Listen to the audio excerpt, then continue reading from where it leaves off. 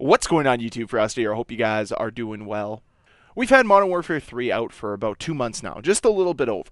And I've come to the conclusion that there's one decision that was made by Activision and Sledgehammer Games that doomed this game. Because as I see it right now, there's not a ton of interest revolving around Modern Warfare 3. It's a lot of people that feel apathetic towards the franchise. Yes, there are some who are enjoying their experience, but it doesn't feel like it's being vastly enjoyed by so many in this community. And I think one of the reasons why, the maps. The decision to bring back the original MW2 Modern Warfare 2 maps from 2009 was a bad decision. Now, if they brought back some of them, maybe this doesn't go over the same way. But by bringing every single launch map back into Modern Warfare 3, a decision I originally praised, I was excited for, I was blinded by nostalgia, but now I see the truth. It was a mistake.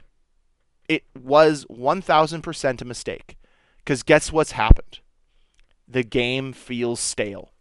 2 months in, I'm longing for what's coming next for Call of Duty. What's going to be new in Modern Warfare 3. That's why I think I've attached myself so much to a map like Greece and Meat, is because they're new. They're the shiny new object, and they're not the same map that I played.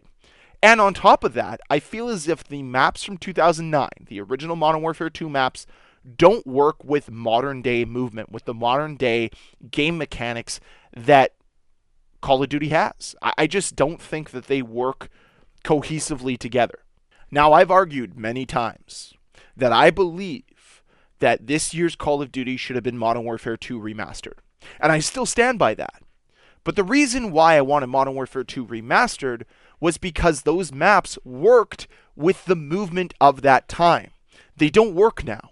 By porting all those maps over into the new modern day movement, a lot of the tactical advantages that you could have on those maps are gone now. A lot changes with how you move around a map now. And because of certain areas now being more accessible than they were before, it really changes how you play. But if it was a one-to-one remaster, I think it would be completely different. Sure, the maps might still feel stale, but the gameplay would also be more reminiscent of what you remember. And I think those member berries and the nostalgia that would go along with it would last a little bit longer than what we have here in Modern Warfare 3. Where not only do the maps not feel or play similar to how they did in 2009, but anything that you associated with this is gone because it doesn't feel like it used to. The nostalgia is completely wiped away with all of these skins that are running amok in the game and the way that people play and the way the game plays. So while, yes, originally I thought it was great to have maps that worked back in 2009 come into a game in 2023, it's clear now, just 2 months in, that they didn't work, that it was a lazy decision, and it was a decision that was to the detriment of this game. Now, if they had combined some Modern Warfare 2 maps, some Modern Warfare 3 maps, and some brand new maps in at launch, and they'd mixed it all together, it might have come over and worked a little bit better. It might have actually kept the game feeling fresh, because you'd have a little bit of Modern Warfare 2 from 2009, a little Modern Warfare 3 from 2011, and then some brand new maps like Greece and Rio mixed in, and have it all work cohesively together. But just throwing in the same tired maps that we've seen time and time again does wear on you, and it does lose some of that authenticity. Like, I'm sorry, I don't want to play Derail. I don't want to play Wasteland. If I got into a playlist where I got to play High Rise and I got to play Terminal more consistently, yeah, 1000%. I mean, I hopped into that Hangover 24/7 a lot during the holidays because it was a good map. And honestly, it should have stayed in the game. Like, Hangover 24/7, or at least the Hangover reskin of High Rise, should be in the game permanently. I will live and die by that. The same with the Shipment reskin. If they're going to have Shipment in this game, just keep it as the Christmas reskin, because that was way better than any other reskin we've seen over the last few years. And frankly, that's also part of the problem. Look at what they brought into the game. They brought Shipment in, a map that we've seen so many times over. And honestly, if you launch the game with Meat, instead of having it being the Season 1 content, I think that goes over quite well, because people hop into Meat right away and they say, Holy smokes, this is a small area map that keeps the action going and flowing and is a ton of fun to interact with. Absolutely love it, absolutely adore it, and I wish that we had gotten it sooner. And it's these small decisions that really have helped destroy or doom Modern Warfare 3 from the beginning. To a lot of players, they saw all of the maps from 2009 coming back, and unfortunately, it didn't trigger their nostalgia. It didn't trigger the member berries, and didn't entice them to buy. And I get why. Why would you want a retread of the exact same game that you've already played before, but somewhat worse, right? Like, if you looked at Modern Warfare 2, the rumors were true. This is Modern Warfare 2 with some slight updates on MW3 from 2009 maps. That's the difference here, right? Nothing else has fundamentally changed. Nothing else has fundamentally improved to enhance the overall experience so that you, the player, is getting the best of the best.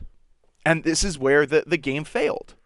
Now, of course, that's just my opinion. That's the way I see it.